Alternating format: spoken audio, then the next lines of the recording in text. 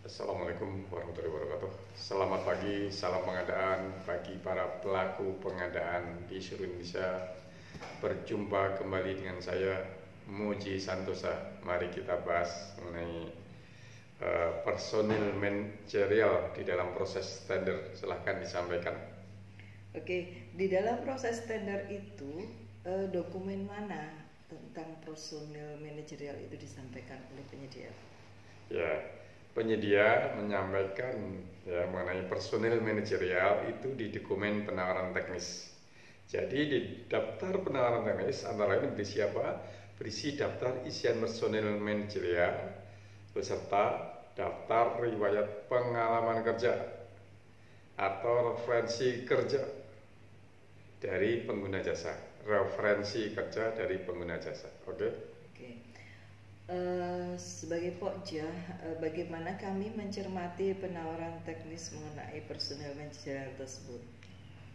Personil manajerial yang ditawarkan haruslah sesuai dengan yang ditetapkan dalam LDP, lembar daftar pemilihan, dengan ketentuan kesatu, dalam hal peserta menawarkan personil manajerial atau ahli K3 konstruksi dengan pengalaman lebih yang disyaratkan, maka tidak digugurkan. Jadi kalau menyampaikan penawaran yang lebih tidak digugurkan. Yang kedua, dalam hal disyaratkan jabatan petugas keselamatan konstruksi untuk pekerjaan yang memiliki risiko kecil, peserta dapat menawarkan personil dengan jabatan ahli K3 konstruksi. Berikutnya, mengenai sertifikat kompetensi kerja dibuktikan nanti pada rapat persiapan penunjukan penyedia nanti oleh BPK. Kompetensi personil manajerial meliputi lama pengalaman bekerja. Pengalaman bekerja dihitung berdasarkan daftar riwayat pengalaman kerja atau referensi kerja dari pengguna jasa, bukan dari lulus sekolah ya. Pengalaman yang disampaikan tanpa melampirkan daftar pengalaman kerja atau referensi, maka tidak dapat dihitung sebagai pengalaman. Bidang pengalaman kerja yang dihitung adalah pengalaman sesuai dengan keterampilan keahlian yang disyaratkan, bukan berdasarkan jabatan yang disyaratkan. Pengalaman kerja dihitung per tahun, tanpa memperhatikan lamanya pelaksanaan konstruksi. Jadi setiap tahunnya ada, kalau ada berarti dihitung per tahun, dihitung berdasarkan tahun anggaran.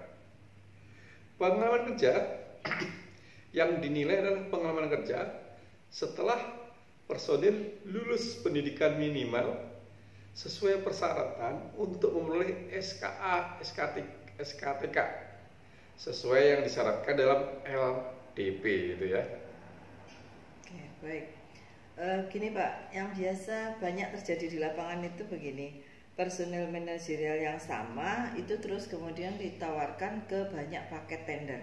Nah kalau yang seperti itu yang terjadi, gimana kami menyikapinya? Ya, personil manajerial yang sama ditawarkan ke banyak paket tender. Nah ini agak sulit ya, tapi mudah-mudahan bisa dijumpai ya, bisa dicari ya. Jadi apabila menawarkan personil yang sama untuk beberapa tender yang diikuti dan dalam evaluasi memenuhi persyaratan pada masing-masing tender, maka hanya dapat ditetapkan sebagai pemenang pada satu tender, satu paket kerjaan, hanya bisa ditunjuk satu saja setelah dilakukan klarifikasi untuk menentukan personil tersebut akan ditempatkan di paket yang mana. Sedangkan untuk paket tender yang lainnya dinyatakan personil tidak ada dan dinyatakan gugur ya. Oke, Itu seperti itu ya. Tapi kalau begini, ada lagi yang terjadi di lapangan itu begini, personel manajerial yang sama sedang bekerja di suatu pekerjaan tertentu, itu sekarang nawar pula di paket kita, gimana nih?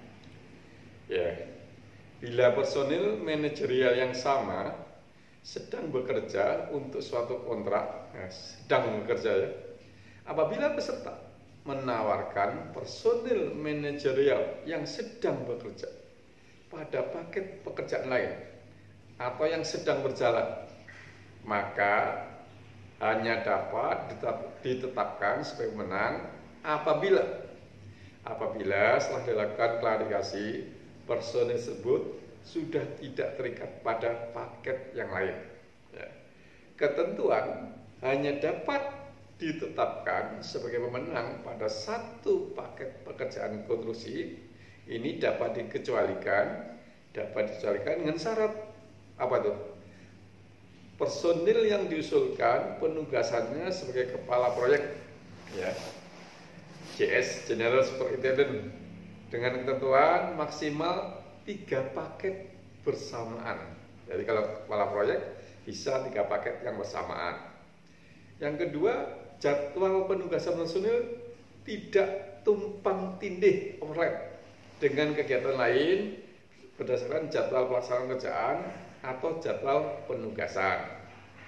Berikutnya, ada atau terdapat personil cadangan yang diusulkan dalam dokumen penawaran yang memenuhi syarat, ya, SKA, SKTK sesuai yang disyaratkan dalam LDP, gitu ya.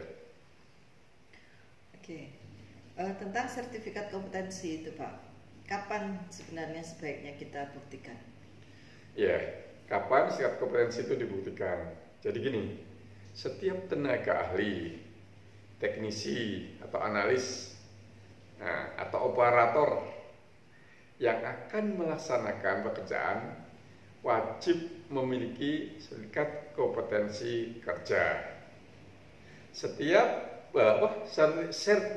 sertifikat kompetensi kerja itu tidak dievaluasi dan tidak dibuktikan pada saat proses pemilihan, proses tender.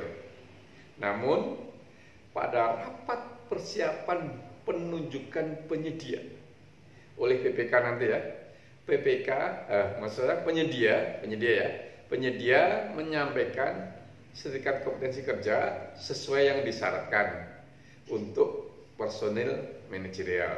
Nah, pada kesempatan itu bukan menghadirkan para personil. Demikian yang saya sampaikan. Ini dasarnya adalah Permen PUPR nomor 14 tahun 2020.